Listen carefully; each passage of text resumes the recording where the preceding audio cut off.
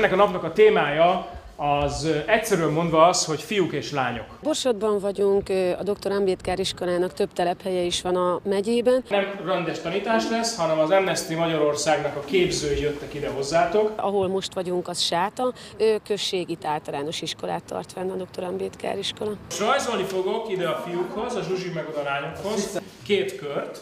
Az egyikhez odaírom, hogy fiú, másikhoz meg azt, hogy Audi. Lány. Mik azok a dolgok, amik jellemzően a fiúknak a dolgai az életben, és mik azok a dolgok, amik a lányoknak a dolgai az életben. Tehát ha találtok olyat, ami mindkettő lehet, akkor azt rakjátok ide középre. Buddhista iskola vagyunk, a névadónk Dr. Ambedkár, egy dalit érinthetetlen, azaz kaszton kívül, és ő írta India alkotmányát. Hasonlóan az Indiában a dalitokhoz, itt is egy picit hasonló a cigányság helyzete Magyarországon, tehát nem kapnak ugyanolyan esélyeket a felzárkóztatáshoz, nincsenek mintáik, hogy hogyan tudnának felzárkózni. Mindenképpen kellett segítség, mint ahogy Ambedkárnak is kellett egy segítség ahhoz, hogy elérje azt, amit ő elért. Minden magyarországi iskolára jellemző, hogy az emberi jogoknak az oktatása az nagyon hiányos. Részben azért is, hogy a tanárok se értenek hozzá. De egyetértetek azzal, hogy a gyermeknevelés az a nő feladata. Nem értek egyet, mert szerintem lehet közös is. Mi? Hát a gyereknevelés nem csak az. Ugyanúgy foglalkozhatna vele mondjuk a másik fél. Hogyan számítasz egy fiúra a gyereknevelésben? Hogyha nem jól érzi magát, vagy valamiért megkérdezi, hogy kisfiam, mi bajod van, Vagy apád, hogy kell csinálni? vagy hogy kell csinálni, így van.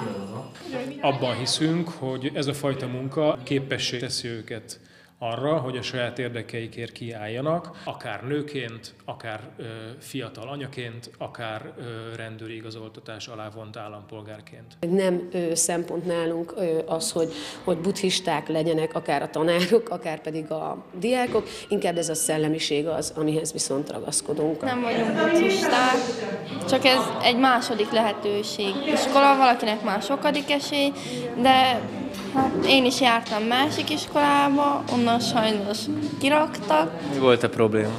Hát, mi volt a probléma? Hát az agresszivitásom, itt elfogadóbban, meg azért már én is változtam. Ahogy korosodik az ember, úgy változik. Ha összejobbítan, akkor én szeretnék óvónőképzőre menni, ha sikerül. Az érdekelne engemet jobban. Hát viszont a tanulmányaimon is változtatnom kell. Elég keveset jártam mostanában mondjuk iskolába, az igaz, amíg ezen sokat változtattam. És rájöttem arra, hogy a suli nagyon fontos, mert az ember már iskola nélkül nem érvényesül. Már úgymond még egy érettségivel se ér sokat, de ha az nincs, akkor végképp sehova nem veszik fel. Mi van akkor, hogyha nem akkora a különbség, de mondjuk a nő picivel többet keres, mint a férfi? Az már a férfinak a büszkeségi és ott már több a konfliktus. Kérdezzük meg a férfiak, mi van akkor, ha mindketten dolgoztak, és a nő picit többet keres? És a férfiaknak olyan munkahelye van, hogy őnek kevesebb fizetése van, olyan munkahelye van, több fizetése van. Hát bártól függ. Például én voltam a G-ben, ő van azt ajánlva, hogy én kapok mondjuk 70 000 forintot, meg kikap 96 000. Hát nincs azzal gondom úgy, mert hogyha És jól ha megvan, akkor például nincs férfiak levonásra, vagy hogy levonásra. Hát amúgy alapjáraton nem kell hozzá, nincsen gond most. Azt mondta az Ádám is, hogy nincs az a gondja, hogyha a nő többet keres, mint a férfi. Szerintem nincs.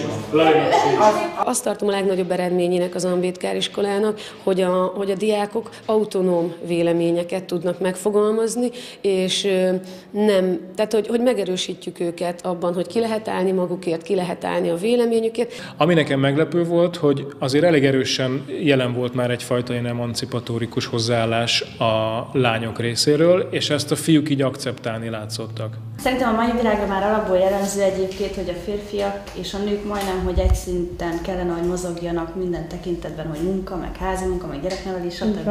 De régebben mondjuk nem ez volt a jellemző, mert a nők nem dolgoztak, ők csinálták a házi munkát, a családdal való foglalkozás, stb. A palik dolgoztak jobban, és ők voltak kiszolgálva, tehát hazament, kiszolgálták, de vázni megborult, és itt az a baj, hogy egy pasi elvárja, hogy a nő még a régi módszer szerint cselekedjen, ő meg mondjuk nem dolgozik, mert nincs munkahely, és csak úgy el van magának. Amit az egyik lány megfogalmazott, az szerintem nagyon fontos volt, az így hangzott, hogy régen úgy működött a világ, hogy mindenről a férfiak döntöttek, viszont olyan nagy teher van a nőkön, hogy egyszerűen muszáj ezeket megosztani, és muszáj ebben egyfajta egyenlőségnek lennie. Én már 23 éves leszek, és én nekem élettársam. Ő nem bánja, hogy járok iskolába. Ő nem szeretné, hogy óvónő legyek, ő azt szeretné, hogy rendőriskolát végezzek, de az nem lehetséges. Még fiatalnak érzem magamat ahhoz, hogy gyereket vállaljak. Van, amikor úgy érzem, hogy igen, szeretnék, de most egyelőre azon vagyok, hogy a tanulmányaimat folytassam. Az Ambedkar Iskola egyesületi formában működik, mert az egyházi státuszát elvették tőle.